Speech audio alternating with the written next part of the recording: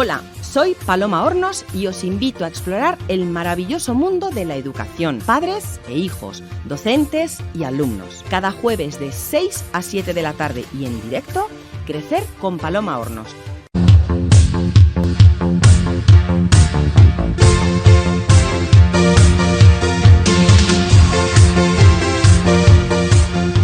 Educar es ampliar las ventanas por las cuales alguien el día de mañana contemplará el mundo. Es cambiar una mente vacía por una mente abierta.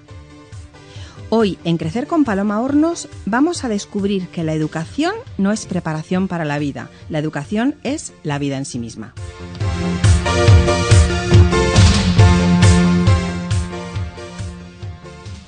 Estos días se celebra en Madrid la Semana de la Educación, organizada por IFEMA entre el 4 y el 8 de marzo, y no podíamos dejar pasar la oportunidad de centrar el programa de hoy en otras formas de educar. Y para que nos cuenten su visión del futuro de la educación, tenemos con nosotros a tres invitados, de los cuales todavía solamente ha llegado Lola, porque Estíbaliz y David creo que están atrapados en un atasco volviendo de IFEMA. Estíbaliz Arranz, que se unirá a nosotros en un ratito, es profesora de música y plástica y que, como buena artista polifacética, además escribe cuentos infantiles, pero hoy no nos va a hablar ni de cuentos ni de música. Es una apasionada de la profesión y se vuelca en que los alumnos disfruten de aprender, y un día descubrió la magia de ayudar a disfrutar de enseñar. Unió fuerzas a David Montejano, que también se unirá a nosotros a lo largo del programa, que es maestro de primaria y psicopedagogo, un profesional creativo e innovador con muchas inquietudes por cambiar la educación. Existen otras formas de aprender y muchas más de enseñar, y por eso hemos invitado a Lola Blanco, que sí que está con nosotros en el programa. Antes de que sus hijos naciesen, Lola tuvo clarísimo que quería educarles en casa. Con su título de magisterio bajo el brazo, pero desencantada del modelo educativo tradicional, quiso aportar a sus hijos algo más y se decantó por el homeschooling, educación en familia. Gracias, Lola, gracias por venir desde Valencia para acompañarnos. Paloma. Gracias a ti por invitarme. Un lujazo, nos vas a contar un montón de cosas de ese mundo tan extraño del homeschooling, ¿verdad? Lo que me dejes. Bueno, lo que nos tengas que contar, que seguro que es un montón. Y bueno, mientras acaban de llegar nuestros invitados y no, comenzamos con Lola.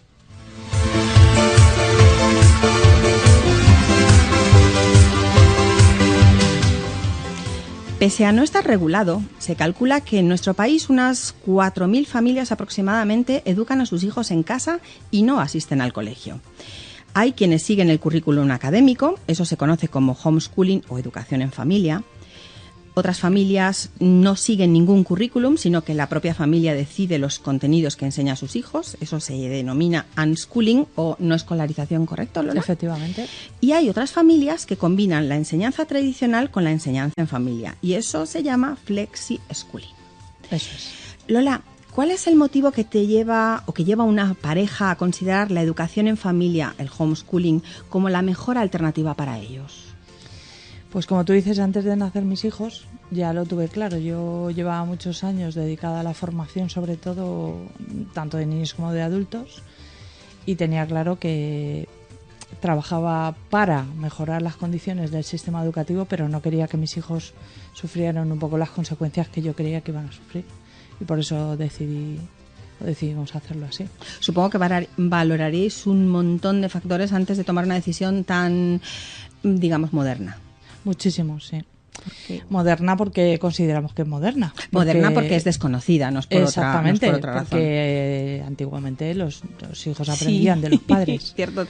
Bueno, íbamos a la escuela, en los pueblos iban a la escuela todos mezclados y por edades son cosas distintas.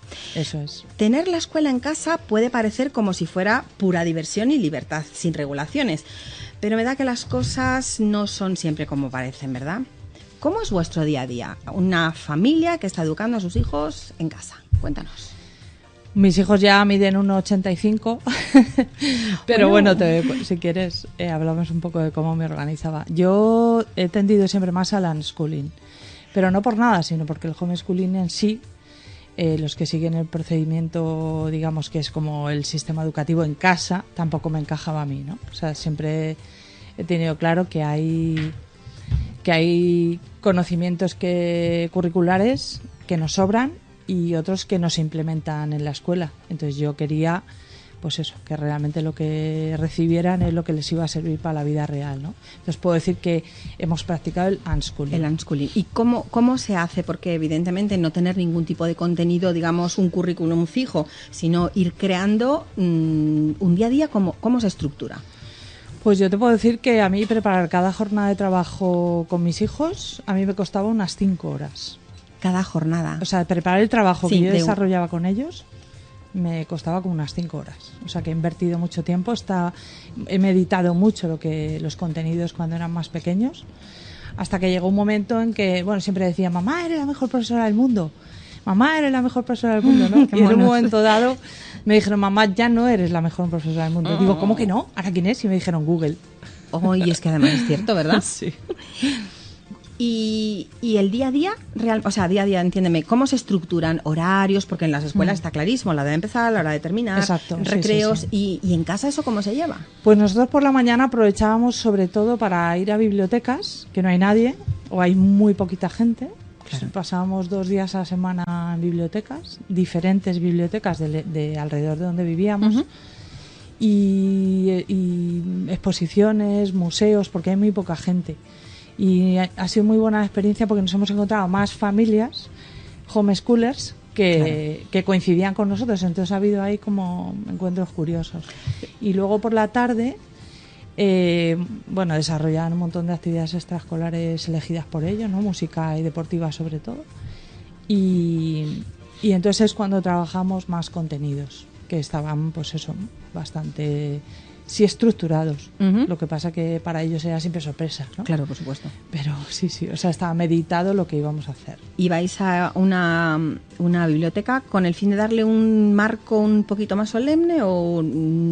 ¿Qué va? Lo que pasa que tengo 2 hijos que, o sea, nosotros en casa tenemos más de 2.000 libros de todas las temáticas y aún así les parecía poco. Entonces, ¿cuántos libros podemos sacar? Pues 5 con cada carne, pues se llevaban 15. ¿Sabes? O sea, es así. Qué gusto, ¿no? Para que son todavía superlectores. Que todavía lean, cuando hoy en día leer parece que es algo que se ha quedado un poco en el olvido. Sí. Las familias que habéis optado por la educación en familia tenéis hijos de distintas edades con distintos niveles de formación. ¿Eso significa que has de dedicarle tiempo a cada uno o cómo se estructura el reparto de horas y de dedicación? Yo por edad no, porque realmente se llevan 13 meses y hemos sí que les he acompañado en su nivel, pero no por edad, sino por inquietud y por la velocidad del descubrimiento en la materia que estábamos trabajando. Mi hijo pequeño le encanta la biología, le encanta la naturaleza y tenía que ir muy rápido con él en ese sentido. Sí. Y el otro era más, pues... era feliz en la carpintería, por ejemplo, ¿no? Y otras familias que sin duda conoces tú, que tienen una diferencia de edades importante, ¿cómo lo manejan? La verdad es que al final nos organizamos y muchas veces si hay mucha diferencia de edad entre unos y otros, otra manera de enseñar es implicando a los más mayores en la educación de los pequeños de diferentes maneras, ¿no? Y se consiguen cosas muy, muy, muy buenas. Estoy segura de que la cuestión recurrente con la que te vas encontrando vez con vez es, pero entonces, sin compañeros en clase, no sociabilizan. Exactamente. Tenemos la idea de que sociabilizar es meterte en un aula con 30 igual que tú, con los que no puedes hablar, ¿cierto? Nada más que en el recreo, si no te castigan. Y yo creo que, o sea, es verdad, que siempre lo que nos sacan, ¿no? Y yo suelo decir, es cierto, como los tengo encerrados en un garaje, claro, y no salen, porque sociabilizar, ¿qué significa? Es estar en sociedad, ¿no? Entonces, si estás en un club de montaña con edades variopintas, si vas a la compra, si me acompañas a Hacienda, si vamos a visitar a no sé quién, si vas a museos, o sea, si vas a museos, si vas a la biblioteca, o sea, realmente estás socializando mucho más en el aula, que metido en un aula. El homeschooling trae asociada una inversión importante en tiempo y dinero. Tú misma nos has dicho que cada sesión de enseñanza te llevaba unas 4 o 5 horas de elaboración. Por lo tanto, los padres deben disponer de muchas horas al día para dedicársela no solo a los niños, sino a elaborar los materiales. ¿Hasta qué punto los padres están habilitados para dar una educación correcta y, bueno, correcta y completa, pero correcta y completa son valoraciones muy personales, ¿no? Pues de sí. lo que se entiende, ¿no?, por correcta a unos niños. Partiendo de que tienes un hijo sin manual, vienes sin manual y no sabes cómo hacerlo lo mejor posible. Pues yo creo que de todo un poco. O sea, desde los que nos hemos preocupado más de cuando tenga un hijo, cómo lo voy a hacer, de qué color va a ser la habitación, como en mi caso. O sea, yo estos nacieron y no tenían la habitación preparada, ni ropa ni nada. Mi madre se ponía de los nervios. Y luego, pues, yo qué sé, yo soy autónoma. Siempre desde los 17 años he trabajado para mí. Mis hijos han ido conmigo a todas partes. Y bueno, pues no sé, me ha supuesto lo que dices tú, ¿no? O sea, ser súper organizada, tener muy claro cómo invertir el tiempo. Y bueno, pues he dormido poco, no te voy a decir que no, porque además estoy prácticamente sola desde que nacieron. Entonces ha sido agotador, ¿no? Pero yo creo que merece la pena. Tengo 2 hijos que a ver si los conoces algún día. Espero que sí. Además, seguro que será interesante que un día vengan al programa y nos cuenten la otra cara de ¿Tienen experiencia en radio? O sea que... No me cabe la menor duda. Con la madre que tienen, no me cabe la menor duda. Cuando quieras. Y estos niños que se educan en casa, a manos de sus padres, ¿alcanzan el nivel académico que es estándar o que se espera de ellos? Pues iba a decir Bupicou, pero iba a delatarme con la edad, ¿no? Pero las distintas etapas educativas, formativas o académicas, ¿se cubren o cómo funciona eso? Tú puedes obtener las titulaciones exactamente igual que una persona que no, o sea, ¿sí? que está escolarizada, a través de diferentes caminos, ¿no? ¿Por ejemplo? ¿Quieres que te cuente, por ejemplo, por favor, mi hijo pequeño, ¿no? Venga. Nunca ha ido al instituto. Y se supone que nos íbamos a ir a vivir a Portugal en breve. Y él allí quería hacer un grado medio. En Portugal es legal, sí, y está reglada la educación en casa. Entonces indagamos y él podía acceder a un grado medio de una cosa que le interesaba mucho, que era el diseño 3D, que es lo que hace ahora desde casa a través de un máster. Y me planteó, tengo que ir a un instituto en otro idioma, en otro país, nunca he ido, no he tenido un tutor, no sé qué es un examen, me iba a meter en la ESO. Esto en cuarto de la ESO, ¿no? Porque por edad le correspondía sí. Cuarto de la ESO. Y le dije, eso es una decisión tuya. Y como no había cumplido los 16, están obligados a admitirte. O sea, que lo que tú me digas. Si tú quieres ir, y me dijo, sí. Encontramos. Pues entró en finales de abril, en cuarto de la ESO. Y por 2 asignaturas no tiene la ESO. Le quedaron 2 asignaturas de todo el curso de cuarto de la ESO. O sea, se examinó de su trimestre que le correspondía, de los 2 anteriores. Había pocas materias que no hubiéramos tocado. Abordado de alguna forma. Sí, sobre todo la teoría esta de las guerras y obras y autores, que eso a él pues no le interesaba. No le interesaba. Pero el resto sí.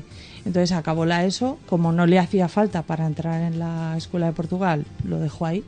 Y esta semana, por ejemplo, me ha planteado que se va a presentar a las 2, le admiten a presentarse a las 2 y si las aprueba tiene la ESO aprobada. Con lo cual, para obtener, digamos, esa cualificación, esa convalidación, sí que tiene que hacer los exámenes correspondientes a los niveles. Es que depende de varios canales, por eso te digo. También hay academias privadas que te acompañan, claro. Estudias de otra manera, digamos, y luego puedes homologar titulaciones. Por lo tanto, acceso su amigo Héctor lo tiene homologado de otra manera. De hecho, Héctor, que es hijo de otra familia homeschoolera, además va a entrar en una universidad súper prestigiosa. Está en una universidad ya. Por lo tanto, acceso a la universidad sin ningún problema. Si vas aprobando... Por supuesto, claro. Pero que no es el concepto que muchas veces tenemos, que esos niños lo que aprenden son cosas como mucho más etéreas. No es real. Luego también hay planteamientos. O sea, mis hijos, por ejemplo, no se plantean ir a una universidad, porque ellos consideran que las profesiones de futuro a las que quieren acceder no existen, de hecho, todavía en las universidades. Entonces las están estudiando de otra manera. El homeschooling es una opción educativa más y, según muchos expertos, tiene múltiples beneficios, ya que se trata de una educación libre, abierta al gusto o a las necesidades o intereses de los niños.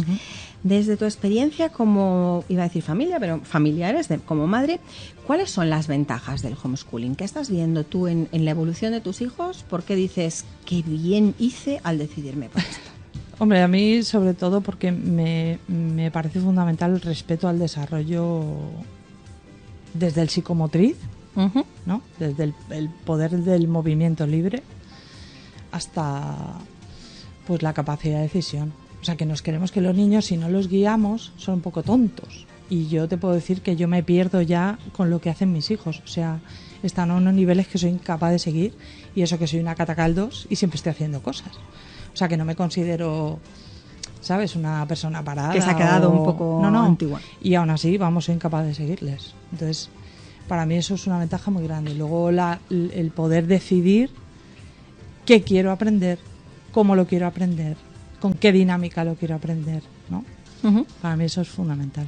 Eso respecto a ellos y respecto a ti como persona, como madre. Estoy agotada. ¿Eso no es una ventaja o sí? No sé. Bueno, no sé cómo llamarlo.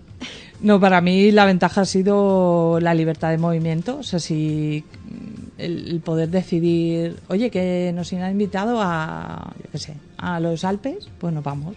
Claro. O hay un curso de micología muy interesante en Rascafría, pues nos vamos. Para mí eso ha sido. Y luego también me ha permitido seguir con mi trabajo. Yo en ese momento, cuando eran pequeñitos, estaba como jefe de obra en mi propia empresa. Uh-huh. Y entonces me los he podido llevar a las obras. A todas partes, claro. A Cádiz, a Marbella, a Santander, donde fuera, ¿no? Y todas las monedas tienen dos caras. ¿Y cuáles son las desventajas que a tu entender has podido detectar o encontrar?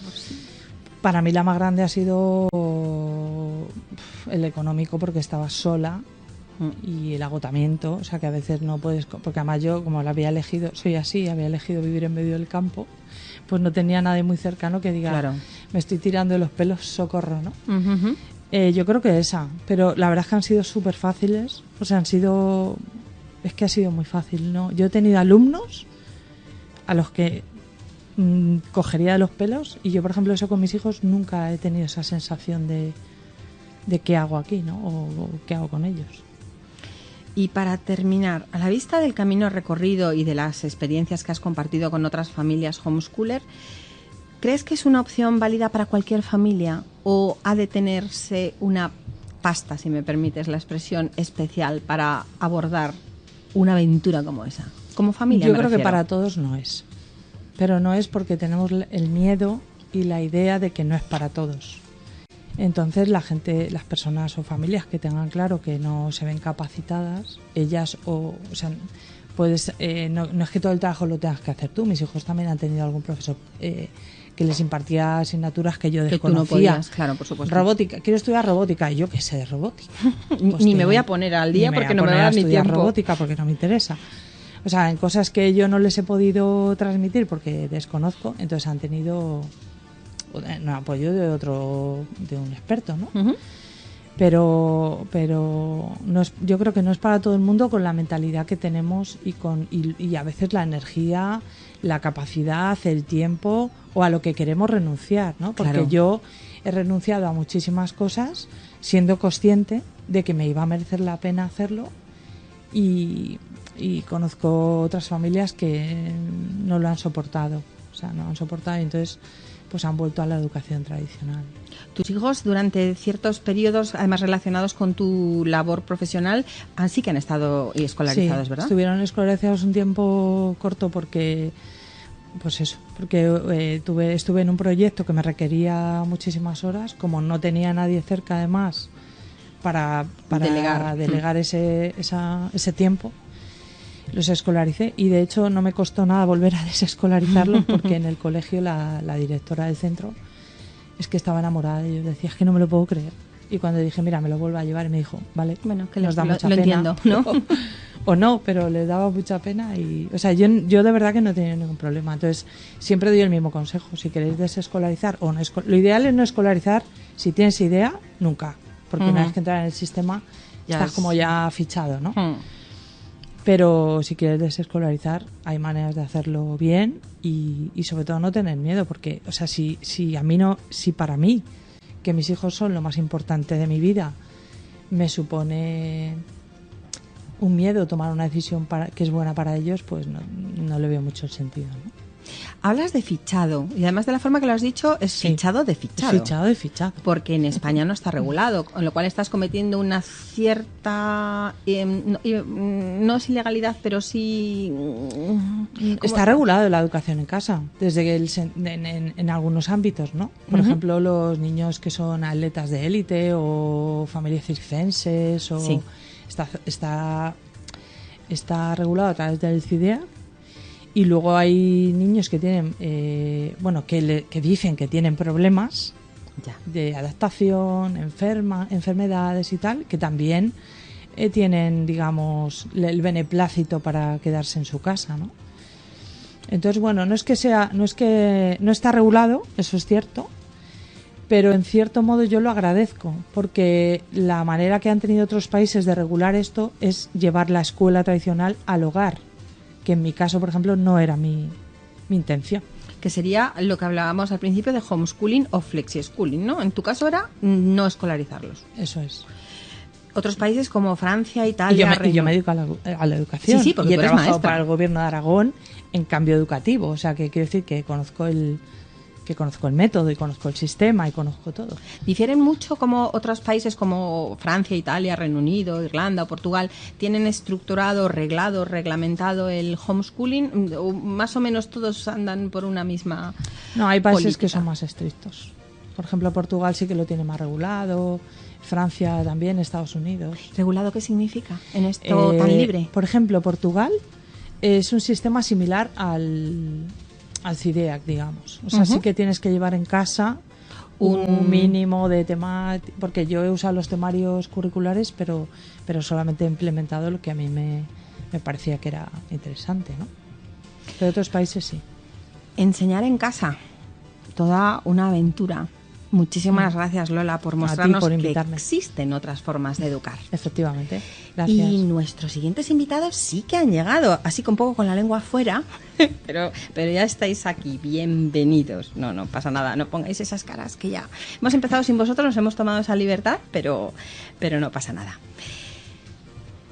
Hemos escuchado muchas veces y en más de una ocasión de manera despectiva que la educación es un juego, pero ¿estás dispuesto a jugar en serio? ¿Estás dispuesto a cumplir con todas las reglas y además estás dispuesto a disfrutar y hacer disfrutar con el juego? Con estas palabras comienza la obra Recetas para docentes, cómo enseñar de manera diferente, que hoy sus autores nos vienen a presentar. Creyendo en la innovación educativa, Estíbaliz Arranz y David Montejano un día unen fuerzas y fruto de esa sinergia nace su obra, esta obra que acabamos de presentar, que es Recetas para docentes. Contadnos, cualquiera de los dos, ¿cómo surgió la idea de escribir este libro? Venga, Estíbaliz, parece que te ha tocado. Bueno, buenas tardes, Paloma. Pues surgió un poco a raíz de que muchos docentes, muchos compañeros nos preguntaban sobre las metodologías que utilizábamos en clase, cómo las aplicábamos, que les diéramos un poco esas recetas, ¿no? Esos trucos y esas herramientas que utilizábamos y la manera de llevarlas a cabo. Y hablando con David, pues un día dijimos, esto tenemos que escribirlo, tenemos que hacer un guión de todas esas pequeñas skills que utilizamos y de todas esas pequeñas herramientas que vamos cogiendo de por aquí, de por allá, porque además no somos de una metodología en específico. Bueno, yo hablo en mi nombre, pero creo que en el de mi compañero también. Creemos que no hay una metodología única, sino que al final el camino educativo tiene que ser un compendio de todas ellas, y que cada alumno es un mundo y a cada alumno le funcionan unas cosas igual que cada persona es diferente. Entonces surgió a raíz de eso, de decir, a ver, necesitamos plasmar por escrito todo ese bagaje que llevamos durante todos estos años para compartirlo con los demás. Además, se me traba la lengua, contrastado, porque es algo que estáis practicando vosotros en clase permanentemente, ¿verdad? Sí, claro. Esto es lo que llevamos tanto él como yo haciendo en clase toda la vida, desde que salimos de la carrera. Pues muchísimas gracias por haberlo plasmado en un libro que además, otra cosa no será, pero de colorines y bonito y muy visual, eso es innegable. De hecho, si echamos un vistazo a los contenidos, su obra rebosa innovación. Visual thinking, soft skills, gamificación, escape rooms, un montón de términos con los que los adultos de hoy no estamos familiarizados, pero estoy segura de que nuestros hijos entienden perfectamente. Idnos contando, así en nuestro idioma, para los que hemos estudiado nos quedamos en el BUP y en el COU. ¿Qué es todo eso? ¿Qué son los soft skills? ¿Qué tengo yo de eso y no me he enterado? Yo creo que sí, todos tenemos un poquito, Paloma. En este caso... ¿Y qué son? Es muy sencillo. Esas habilidades que tienes, por ejemplo, para trabajar en equipo, para resolver problemas, dificultades, todo lo que en el cole hasta este momento no se había enseñado, porque lo que hemos trabajado en los colegios, tú que, como decías, has estado en BUP y COU, trabajaste las hard skills, es decir, todo lo curricular. Cierto. Matemáticas, lengua, naturales, pero la parte de gestión emocional, O sea, resolución de problemas, en absoluto. toma de decisiones, eso no se trabajaba, no se le daba un valor como ahora está entrando en educación, que parece que es más importante. De hecho, se habla muchísimo ahora de gestión emocional. Cierto.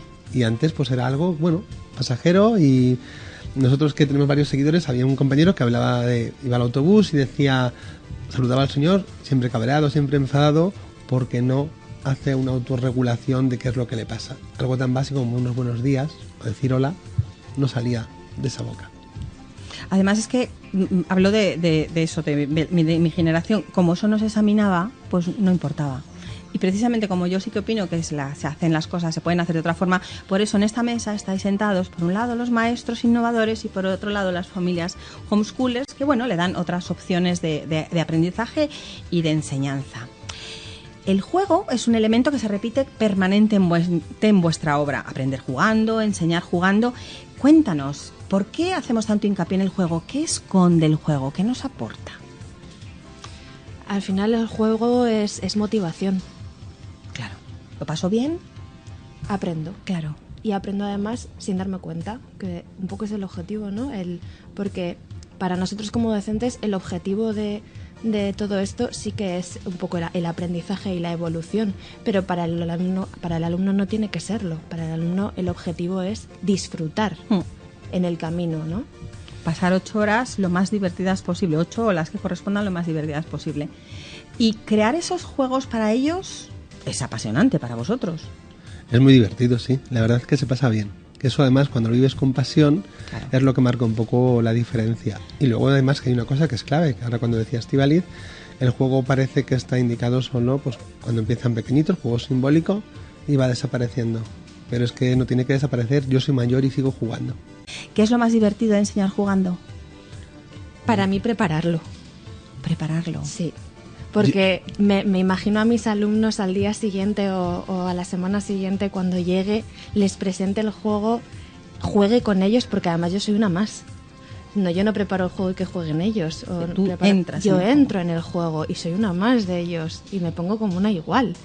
Entonces, toda esa preparación previa, imaginándote sus caras, imaginándote cómo va a resultar, cómo va a evolucionar y qué les va a parecer, te genera unas mariposas en el estómago de ¿les gustará? ¿No les gustará? ¿Qué opinarán? ¿No? Para mí lo más bonito, la expectativa. El llegar por el pasillo del colegio hacia tu clase y ver que te esperan en la puerta, pero a ver qué pasa, ¿no? Efectivamente con ese ¿qué va a pasar? ¿Qué va a hacer hoy? ¿Qué va a ocurrir hoy en clase? Esa expectativa motivacional es la base de todo aprendizaje desde mi punto de vista y claro, creas, pues eso, una tensión pero positiva y es maravilloso porque en otros casos a lo mejor lo que ves es ya viene, que es un ya viene de buf, no, ya viene y están preparados, te están mirando. ¿Todo funciona? No siempre funciona todo. ¿Y cuando no funciona qué pasa? Hay que tener recursos y haces en la manga. Seguro que tú también has tenido, ¿verdad? Lola, ¿eras verdad? Lola, sí. Seguro que también has tenido en casa a veces que bueno, esto no funciona, pues hay que tener otros recursos. Un plan B. Yo estoy muy digital, por ejemplo, igual que Estíbaliz, la tecnología a veces falla. Hombre, por supuesto. Entonces, ¿qué tienes que hacer? Pues alternativas.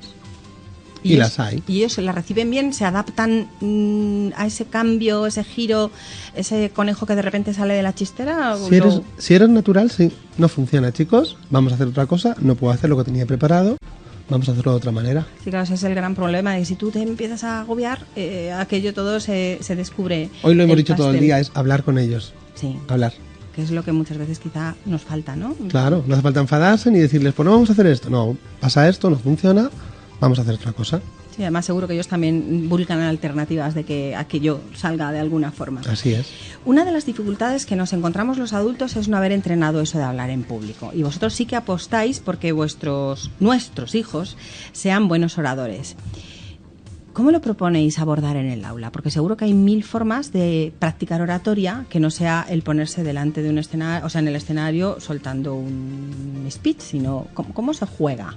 Yo en mi caso con toda la naturalidad del mundo. Hablar es algo que hacemos desde que adquirimos el habla bien pequeños, y además es una de las cosas que nos distingue del resto de animales y nos ayuda a expresar lo que sentimos en cada momento y a comunicarnos con el que tenemos enfrente. En mi caso además tengo la ventaja de que al ser profesora de música yo introduzco el canto en mis clases como algo natural, porque cantar también es algo súper natural. Sí, cierto. Entonces, como pierden el miedo a cantar, igual pierden el miedo a hablar. Trabajáis con dicción, con proyección de la voz, con todo como un orador profesional. Exactamente, trabajo técnica de respiración, de relajación, de vocalización, de emisión del aire. Hacemos ejercicios con el típico lápiz en la boca y hablar como una rana con la boca muy grande. O sea, igual que cuando estudiaste tú. Sí, vale, sí. Pues lo mismo. Y luego hay muchísimas técnicas. Y luego es naturalidad. Es decir, yo, por ejemplo, este año doy clase en primero y en sexto de primaria, 2 grupos, los extremos de la educación primaria. Lo más importante para mí, antes que muchos contenidos, es el diálogo, hablar, la base. Entonces, dedicamos mucho tiempo a hablar. Hablar, pues cosas que nos preocupan, cosas que ocurren en clase, cosas que les han ocurrido a ellos. Yo en este caso, por ejemplo, con los de primero de primaria, tenemos el Speaker Corner. Además, les puse un vídeo de Hyde Park con el Speaker Corner y lo vieron. Mira, esto es lo que es para hablar y contar si ha pasado algo. Entonces llegan los lunes y se suben a su Speaker Corner, que es una escalerita de 2 peldaños. ¡Ay, qué bueno! Suben allí y empiezan a contar. Porque muchas veces los papás te dicen, no, es que no cuenta nada. Digo, tú tienes que trabajarlo también. Claro. Hay que hablar con ellos. Las Si a veces nos asambleas. falta tiempo. Y esa asamblea que dice Estíbaliz, que muchas veces en infantil se olvida, yo la mantengo hasta que pueda. Llegó y he estado en secundaria y yo llegaba y decía, vamos a hacer un poquito de asamblea. Mira, ¿asamblea? Digo, sí, vamos a hablar un ratillo antes de empezar con la clase. De cualquier cosa, de un tema que surja. Cualquier de cosa. Y muchas veces las vivencias que tienen ellos. Sin duda. Surge algo, pues dejas lo que tienes y te dedicas a hablar. La realidad es que muchas veces, y yo lo veo en muchas familias, no, si mi hijo no habla conmigo y tú hablas con él, bueno, me cuenta cosas mientras hago la cena. Entonces estás haciendo la cena, no estás hablando con él. Efectivamente. Y los profesores, no vosotros que apostáis por una educación distinta, sino el profesor estándar de un colegio estándar, de una ciudad estándar, que está como muy encorsetado por una serie de normas y objetivos que tiene que cumplir y un currículum. ¿Cómo es el tránsito de esa estructura tan rígida a una innovación como la vuestra? ¿Cómo se adapta a ese poco a poco? Porque muchas veces el propio colegio es el que no lo mira con una forma extraña, quizá. Sí, bueno, hay muchos factores, depende también de la edad del profesor. Pues claro. Es que eso es importante porque hay gente que dice, bueno, yo ya no voy a cambiar mis métodos, que funcionan perfectamente. Y luego, pues, colegios que tienen una línea muy clara marcada, que quieren seguir una estructura organizativa y que a lo mejor, pues, no se planteen la innovación como nosotros hacemos, o la oratoria, o la ven desde otro punto de vista. Es verdad que cada vez son más los profesores que están innovando y cambiando un poquito la manera de enseñar, la manera de educar. Y creemos que es lo importante. De hecho, este libro nace de eso, de esa necesidad que hemos visto y hemos detectado en lo que es nuestros compañeros, porque otra cosa que veíamos es todos nos formamos, muchísima formación, mucha, pero lo que quieren los docentes es práctica. Y este libro, como lo has visto, sí, es lo que tiene son práctico. recursos sencillos que puedes usar mañana mismo. Abres por la parte de oratoria y dices, esto lo voy a hacer. Y lo ves enseguida y funciona. Sí, además está planteado como pequeños tips muy fáciles de implementar, además en cualquier tipo de educación. Si algo te caracteriza a ti, David, es el uso de metodologías innovadoras como realidad virtual, realidad aumentada. De hecho, eso te llevó a ser nombrado el 10º profesor en el ranking en España. En el año 2017, ¿verdad? Sí. ¿Cómo es una clase de David? ¿Cómo mete la realidad virtual y la realidad aumentada? Pues mira, una clase mía, partiendo de que ella es diferente, hoy lo hablaba también esta mañana, es distinta porque yo parto del descubrimiento. A mí, yo lo que digo a mis chicos todos los días es, yo quiero que penséis. dedicarle tiempo a pensar y a mover esto que está aquí, las neuronas que se activen, porque si no todavía están acostumbrados a llevarles a, yo digo que esto es rojo y te dicen que es rojo aunque sea azul, y digo no, de hecho muchas veces les llevo al error inclusive para que aprendan, y alguno ya te dice pero esto, digo no, así es. Y bueno, en este caso ¿qué hago? Pues meter la realidad aumentada y virtual como un recurso más. Vemos un contenido en la que podemos aplicar esa realidad aumentada y virtual y nos ponemos manos a la obra. De repente, te puedo poner un ejemplo, hace poquito les dije, no sé qué estábamos viendo, y digo, voy a traer un holograma. ¿Eso qué es? Un holograma. Digo, ¿habéis visto la película de la Guerra de las Galaxias? Sí, cuando sale el robot tal. Muchos lo conocían. Y bueno, pues les llevé el holograma, uno lo construimos allí delante de ellos, con unos plásticos de metacrilato, vinilo. Y bueno, de repente ven que lo que está en la pantalla aparece en medio de esa pirámide flotando. Claro, para ellos era impresionante ver eso. Les llama mucho la atención. O las gafas anaglifo, estas rojas y azules que teníamos cuando éramos pequeños, que estaban muy de moda antes, pues un día aparecí con ellas y les digo, Tomar, ¿esto qué es? Claro, alucinaban con las gafas. Les puse un vídeo preparado para anaglifo. Entonces, bueno, tenía relación con los contenidos que estábamos trabajando, que era la Tierra, y se quedaban a cuadros. Pero qué mejor que ver eso, porque yo les digo, y con los mayores, por ejemplo, es esto, digo, mirad chicos, yo para leer el libro lo podéis leer solos. Yo para venir aquí, leeros un libro o deciros, subrayar esto, no. Eso para vosotros, es un material de consulta y una guía. Yo digo, si me tenéis aquí, aprovecharme y exprimirme. Claro. Es así. Entonces, bueno, la vamos metiendo pues como pequeñas pinceladas en lo que te da de tiempo en una clase también. ¿Cuáles son los retos a los que se enfrenta la educación en España? ¿Hacia dónde vamos y dónde queremos llegar? Pues yo creo que ahora mismo estamos en un momento importante de cambio. Ya no solo a nivel político de leyes, porque eso vamos a dejarlo de lado porque cambian cada 2 por 3, pero sí que vemos un gran movimiento social, tanto desde la parte de profesionales y no profesionales. Vemos que ha habido un movimiento importante.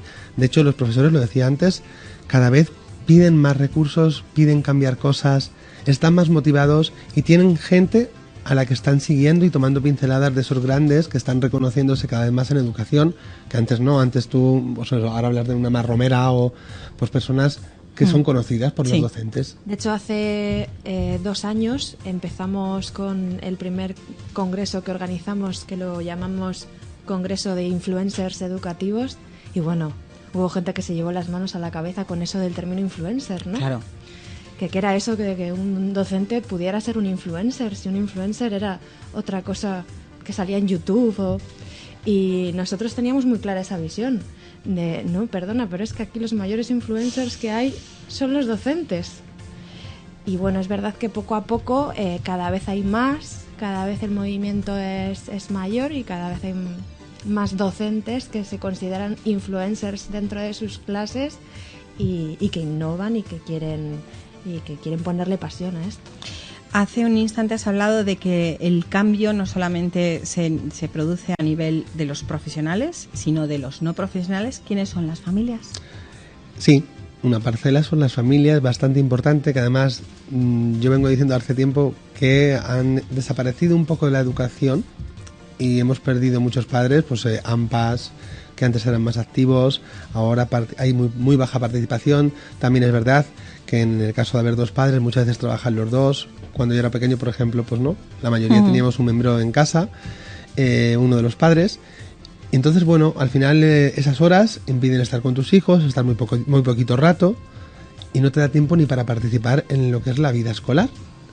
Pero ha habido un momento pues de transición en lo que era, podríamos decir, intromisión, que era, no, voy a decir lo que tienen que hacer los maestros. Que te venía y te decía, no lo hagas así, hazlo de otra manera. Y yo decía, pero yo soy el maestro. Yo siempre digo el ejemplo de, no le digo al panadero cómo tiene que hacer el pan, cuánta harina, ni cuánta agua. Si me gusta el pan, bien, si no me gusta, pues busco otro. Entonces, en el caso de los maestros, pues un poquito igual con cada profesión. Y lo que sí debemos buscar, o cada vez vemos que aparece más, es un poquito esa colaboración de educar conjuntamente. Yo es lo que muchas veces buscamos con los padres, que sean partícipes de esa educación de sus hijos, compartida, que sepan que lo que pasa en casa pasa en el colegio y viceversa, y que somos uno. Lo que no puede haber es un enfrentamiento y somos un nexo. Y tirar de ellos cuanto más mejor, es decir, que participen en la escuela, que se integren, que puedan colaborar, porque luego además lo hacen. Cuando tú le pides a un padre que colabore, se implican. Y además es una gozada eso de poder ir al aula de tu hijo y contar a qué te dedicas o haces, y les ves ahí todos mirándote como... Y ya no solo eso, sino el hacer partícipes a las familias y a los padres y a las madres de tus alumnos de cómo son sus hijos, dentro de casa y fuera de ella. Yo en mis tutorías con mis padres, lo primero que hago nada más llegar no es te voy a contar lo que está haciendo tu hijo en mis clases. Es todo lo contrario, es háblame de tu hijo. Cuéntame si va feliz a casa, si te habla del colegio, si te cuenta lo que hace, cómo es en casa, y a partir de ahí empezamos a trabajar. Creo que es súper importante que las familias se impliquen y de hecho a día de hoy cada día se implican un poquito más.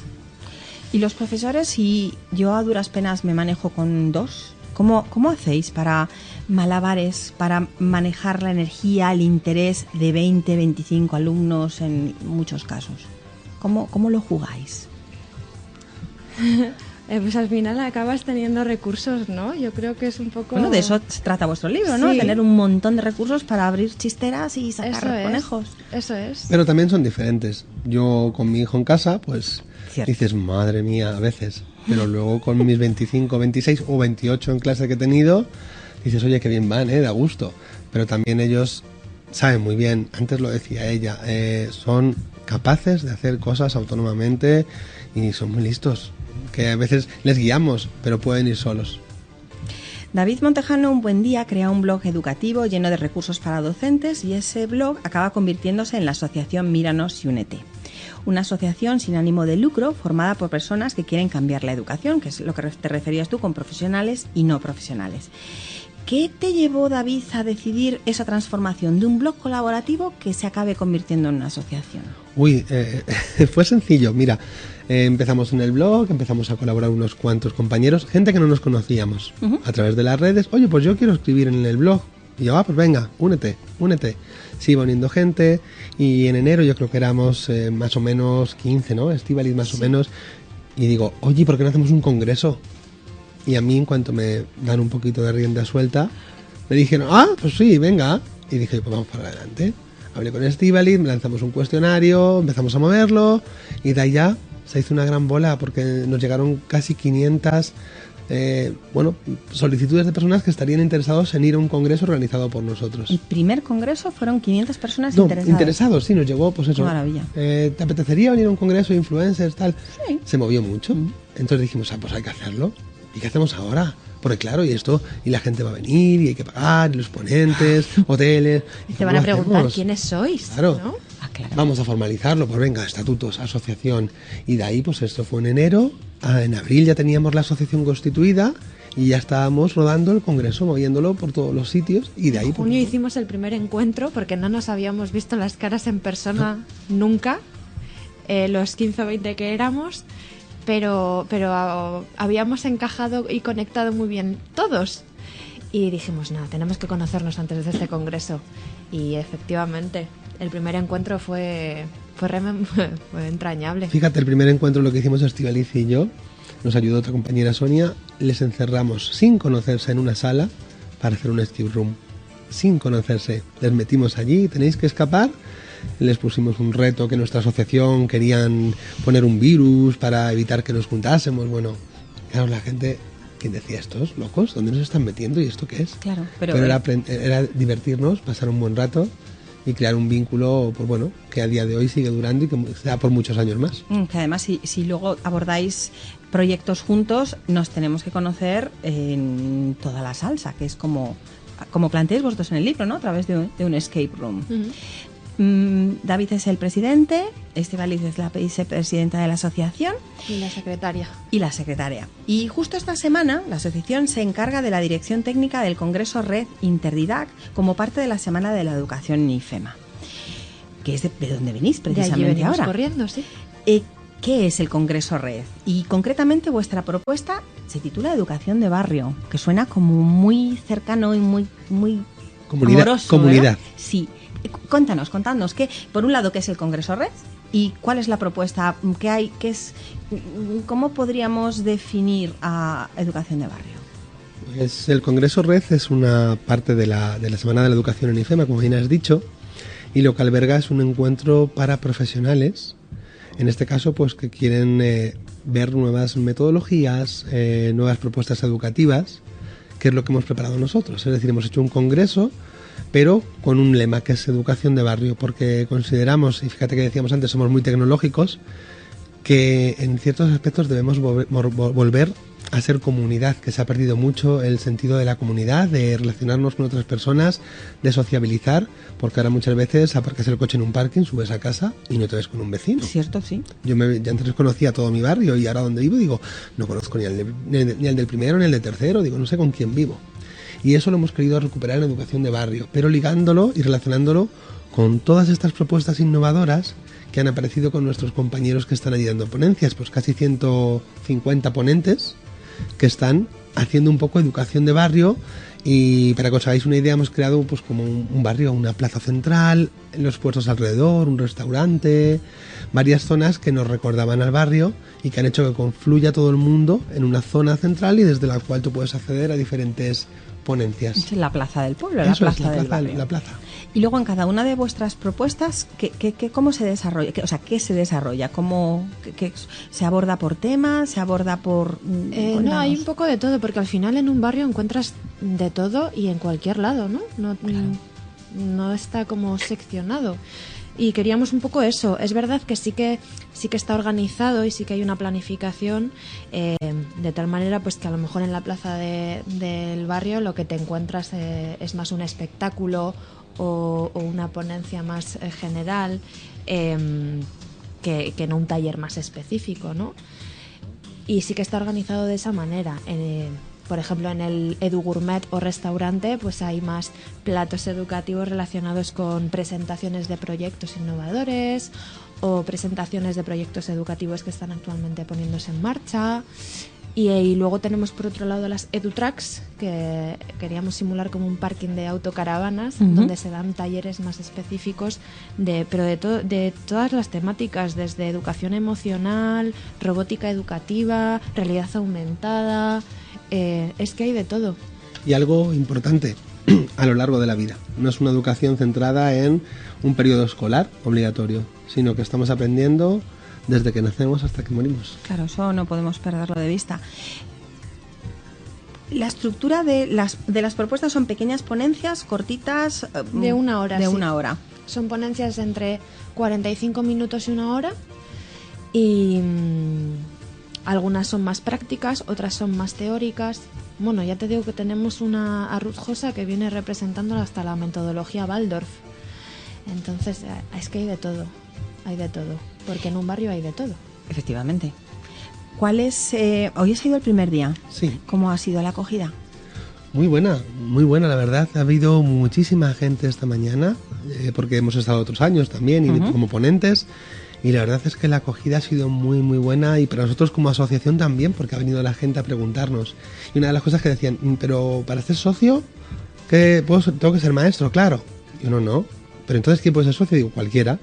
Y le he señalado 2 compañeros que teníamos que son adolescentes, que son socios. Digo, están preocupados por la educación y aquí están. De hecho, bueno, Sonia González, que es nuestra tesorera, ella no es docente, ella es madre implicada, lleva toda la vida implicada en el AMPA del colegio, es madre delegada y qué bueno. Tiene 3 hijos y lucha por la educación desde su ámbito, ¿no? Estíbaliz y yo, que estamos dando formación también con docentes del cambio mediante el libro, el otro día en una de las formaciones estuvo un enfermero. Entonces hoy le preguntaba yo a la persona que coordinó el curso, digo, oye, ¿pero por qué había un enfermero? Dice, porque quiere aprender para sus hijos. Qué bueno, para también trabajar desde casa. Y yo le decía, es que me llama la atención porque, claro, me ha empezado a seguir él en redes y me han empezado a seguir muchos enfermeros. Entonces yo decía, ¿y ahora esto dónde va? Claro. Pero es así, es lo que queremos. Bueno, un barrio, hay muchos perfiles. Si alguien quisiera unirse a vuestra asociación o simplemente conocerla un poquito más, hablándonos un poquito de su misión, de su visión, de todas esas cosas importantes a la hora de echarle un vistazo a una propuesta nueva. Pues bueno, la misión sobre todo es, lo hemos dicho antes, es el cambio, porque nuestra asociación es Míranos, únete al cambio educativo. Al cambio educativo. Sí, es un poco buscar esa manera de promover en los docentes y en la sociedad que haya un cambio. Un cambio que consideramos importante, en el que la educación no está centrada en el docente, sino en el alumno, que sea él el que también decida el camino que quiere llevar, en el que aparezcan metodologías que ya no son tan nuevas, porque hay muchas que son de los años 60, pero ahora han cogido mucha fuerza, que se enseñe un poco de manera diferente, que se escuche al alumno, se empatice, en donde se trabajen las emociones, que hay una serie de valores que nos parecen básicos e importantes para seguir en esta educación que buscamos un poquito. Esa es un poquito nuestra misión. Y hablamos no solamente de docentes que están dando clases a lo mejor en una escuela primaria o secundaria o infantil, hablamos de cualquier tipo de docente o de persona que trabaje en el sector educativo, ¿no? Porque hablábamos antes también hemos estado debatiendo muchas veces de que la educación que se da en las universidades también tiene que cambiar. Claro. Porque siguen dando lo mismo que estudié yo cuando hice la carrera y es lo que decía antes Paloma también, ¿no? Que sus hijos ahora mismo quieren estudiar algo, una profesión que todavía no existe. Entonces, si tú sigues con la misma formación que viene dándose desde hace años, ¿cómo vas a preparar a esos alumnos para las futuras profesiones que todavía no sabemos ni cuáles van a ser? De hecho, quizá el cambio de la universidad se va a producir cuando toda esa nueva oleada de alumnos que vienen con otras inquietudes, todos esos jóvenes lleguen a la universidad y se encuentren con las puertas de la universidad tan rancias, por así decirlo, ahí van a obligar a mover al propio sistema. ¿Y cómo se puede poner alguien que esté escuchándonos, que tenga interés en unirse a la asociación? ¿Cómo se pueden poner en contacto con vosotros? Es sencillo. Ahora mismo yo creo que todos estamos al alcance de las redes sociales. Nuestra página web, miranosyunete.com, y en redes sociales, Míranos y Únete. Ahí nos encuentran siempre, con redes o con la web. Es fácil, ahora mismo estamos muy presentes, es verdad, en todos los medios de redes sociales. Es que hoy en día parece ser que si no estamos en redes no existimos, ¿verdad? La verdad es que es una plataforma increíble. Vosotros os habéis conocido a través de las redes. Así es. Lola, creo que tenías alguna pregunta que plantearles. Quería comentar dos cosas que me han dicho que me parecen muy interesantes. Una es respecto a la implicación, el cambio que yo espero, deseo y que esperaba y por el que he peleado desde que, mucho antes de ser madre, que es el tema de darle la importancia que se merece la comunidad educativa, implicar a las familias, vecinos, tenderos y todos los que conformamos ese barrio gigantesco para que tengamos una repercusión y una responsabilidad en la educación de los hijos, aunque no sean nuestros, ¿no? El mundo es de todos. Sí, cierto. Y luego el cambio a nivel universitario es fundamental. Yo doy conferencias en escuelas de formación de profesorado a veces, ¿no? Y mi primera pregunta, mi primera diapositiva es: ¿crees que se puede cambiar el sistema educativo? Y tristemente, al unísono contestan que no. Paso la siguiente diapositiva y pone pues sí, ¿no? Y entonces ahí empezamos. Pero vamos, que muy interesante. Todo lo que sea mejorar y cambiar. La educación ayuda a la persona a aprender a ser lo que es capaz de ser, porque es el arma más poderosa que podemos utilizar para cambiar el mundo. Muchas gracias, Estíbaliz y David, por hacernos este hueco en esta semana de locos. Gracias por haber llegado, aunque sea con la lengua afuera, pero gracias por estar aquí. Un placer.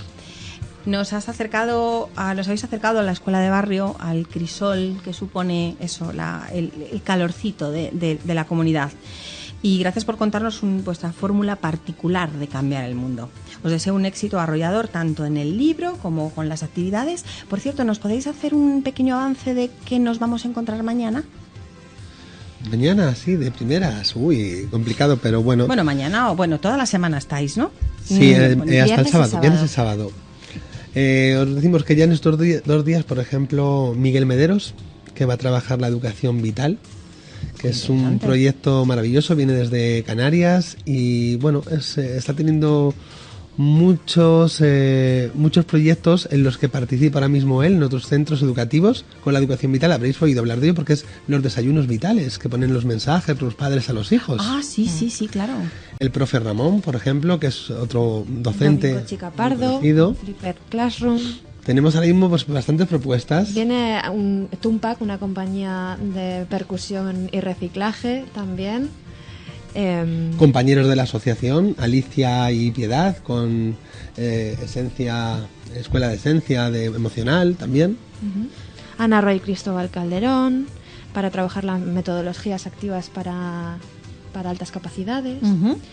Laura Caldas con el Internacional y con Cristian, que han creado el nuevo Netflix para profesores. Qué bueno. Nosotros también Nosotros estaremos. Bueno, por vamos supuesto. a dar realidad Dando una aumentada ponencia. O sea, que estáis virtual. dando una ponencia, organizando, supervisando, o sea, eso es una locura. Sí, un poquito, pero Ánimo. bueno. Pero la vida está llena de esos momentitos así Totalmente. con puntito, ¿verdad? Sí. El viernes el domingo cerráis El con sábado, el sábado. el sábado cerráis con algo apoteósico o simplemente, o sea, ¿tenéis previsto algún cierre de programa? Mira, para quien vaya el sábado, ha dicho Estivali las palabras mágicas, Tumpac. En la percusión reciclaje. Eso va a ser parte del cierre, porque las actuaciones que van a hacer en ese día van a ser, no sé si los habéis visto alguna vez o escuchado, fantásticos. Tenerles Genial. allí ya va a ser un cierre apoteósico. Entonces, no nos lo podemos perder. No. Muchísimas gracias a los dos por haber venido, gracias por el libro, gracias por vuestras propuestas. Lola, gracias por haber compartido, haber venido desde Valencia para estar con nosotros y compartido las aventuras y desventuras de una madre volcada en la educación de unos hijos de una forma libre y individualizada. Sí, creo que querías de un hijo, perdona. No, invitar a todos los oyentes y a vosotros a un webinar que tengo mañana. Por supuesto, disculpa, se me había pasado por completo. Es muy sencillo. Entráis en la página de Facebook del Círculo de Lola y os invito a un webinar que vamos a hacer mañana, donde va a haber más familias que van a hablar de cómo han educado en casa. ¿Y el título del Yo creo que va webinar? a ser muy interesante. Es muy curioso, por cierto, ¿cómo era? Homeschooling y otras hierbas. Estupendo. Muchas gracias a los tres y, cómo no, gracias a ustedes que nos escuchan fieles cada semana. Recuerden, tenemos una nueva cita la semana que viene, cada jueves a las 6 de la tarde, en Crecer con Paloma Hornos.